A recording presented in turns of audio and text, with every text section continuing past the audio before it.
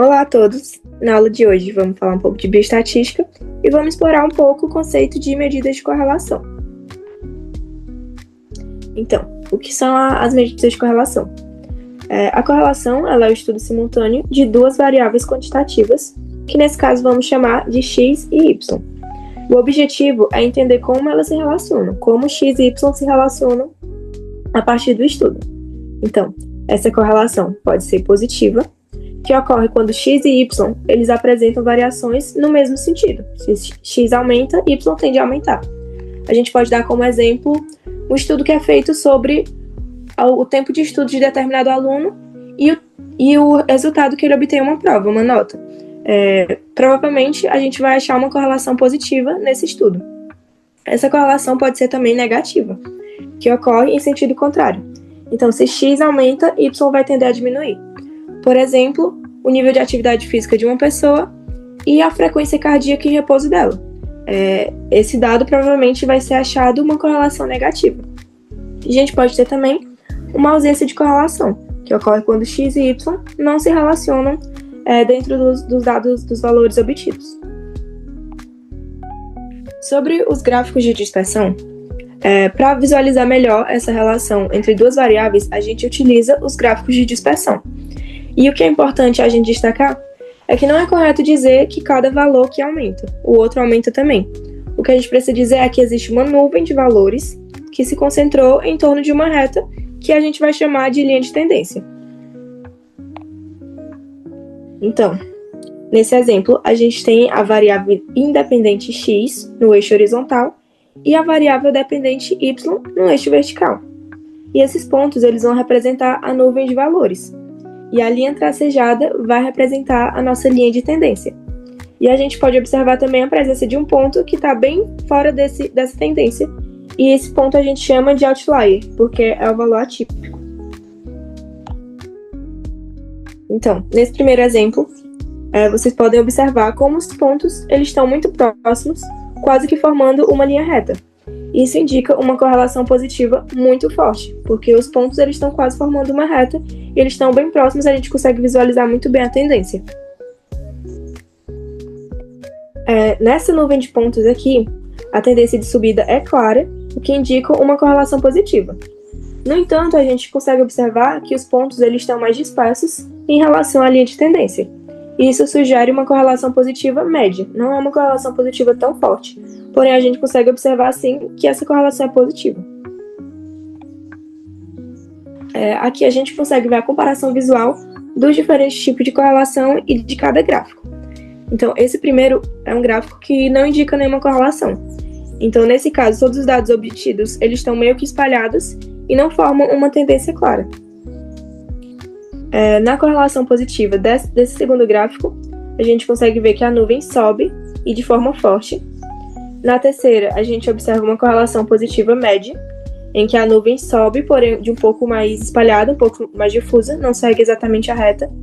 E da mesma forma, a gente consegue observar o quarto e o quinto gráfico, que apresenta uma correlação negativa forte, os dados estão caindo, a tendência é cair.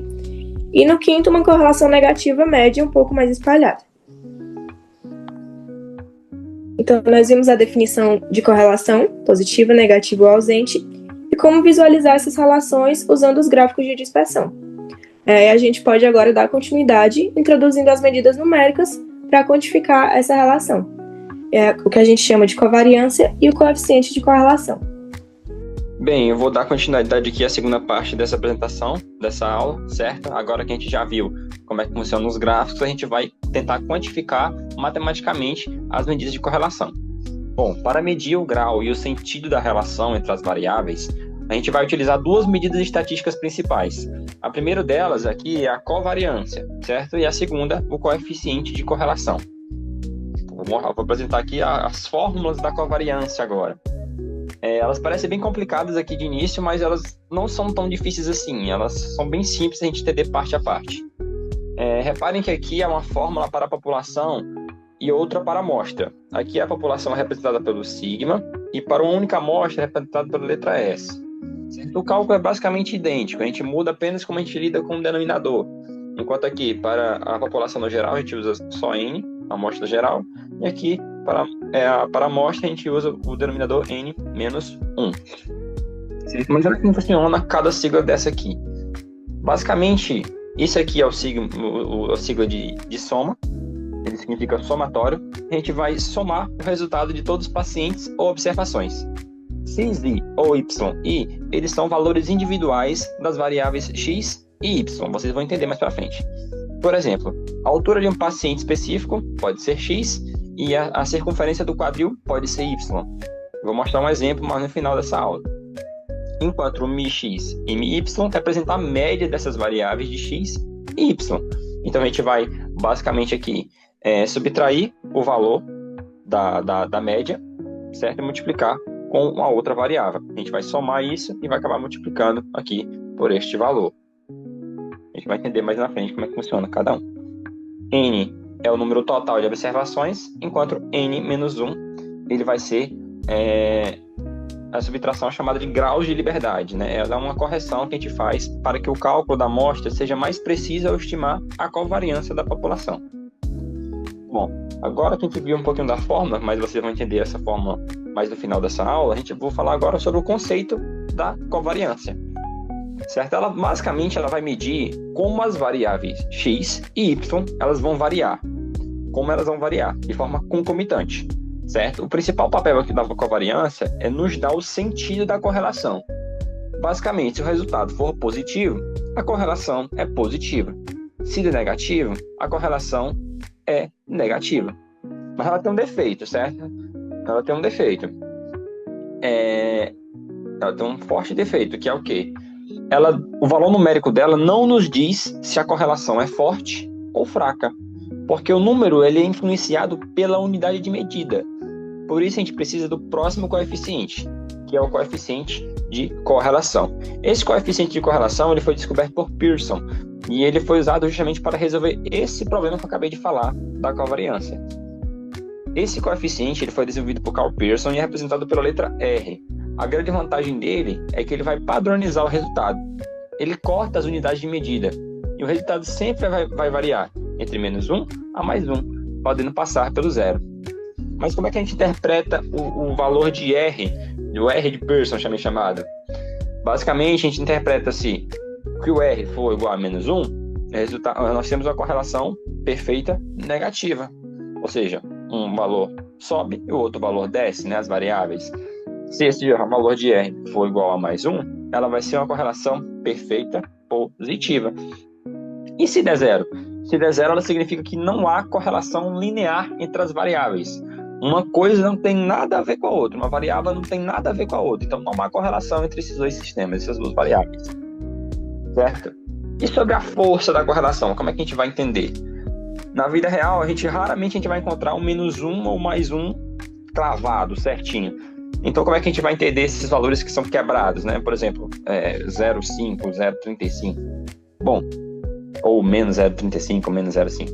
Quanto mais próximo o valor estiver das pontas, ou seja, quanto mais próximo o valor estiver de -1 ou +1, a gente diz que a correlação é alta ou que é forte. Por outro lado, quanto mais o valor se aproxima do zero, dizemos que a correlação é baixa ou é fraca. Certo? E para concluir sobre esse entendimento do coeficiente de correlação. Bom, enquanto a covariância nos mostrava apenas o sinal positivo ou negativo, aqui o coeficiente de correlação ele é mais completo. É justamente o coeficiente de correlação que vai nos dar o grau e a magnitude dessa relação. É ele que nos confirma se a relação entre as duas variáveis é realmente forte e confiável. A gente tem um exemplo prático aqui de fácil entendimento. O que a gente tem aqui? Aqui nós temos uns dados simulados de um grupo de pacientes, certo? Em Teresina, do ano de 2007, em que X é a variável em metros da altura desses pacientes hipertensos e a variável Y é a circunferência do quadril em centímetros desses pacientes hipertensos. Bom, a gente tem aqui, por exemplo, o paciente 1, ele tem 1,44 m de altura e 105 centímetros de circunferência de quadril. O paciente 2, ele tem 1,43 m de altura e 93 centímetros de quadril. 1,45 de altura, 104 centímetros de quadril. Agora a gente pode usar aquelas fórmulas que eu mostrei lá do início, da covariância, certo? Também da coeficiente de correlação. Bom, para a covariância, se a gente usar aquela fórmula que eu mostrei lá no início, né, o S para XY, a gente vai obter o valor de menos 0,15. E o que quer dizer esse menos 0,15 da covariância? Bom, esse sinal negativo aqui, ele vai indicar que existe uma correlação negativa entre as variáveis.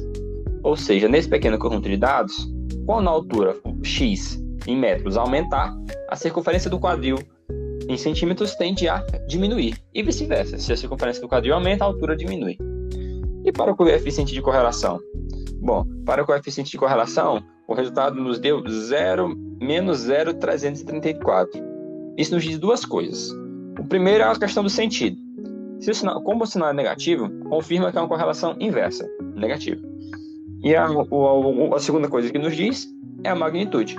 Como o valor 0,334 está relativamente próximo de zero, a correlação é considerada baixa ou fraca. Ou seja, o que se conclui a isso? Os dados da amostra vão sugerir uma relação inversa, mais fraca, entre a altura e a circunferência do quadril. Basicamente, o conteúdo era isso, e obrigado.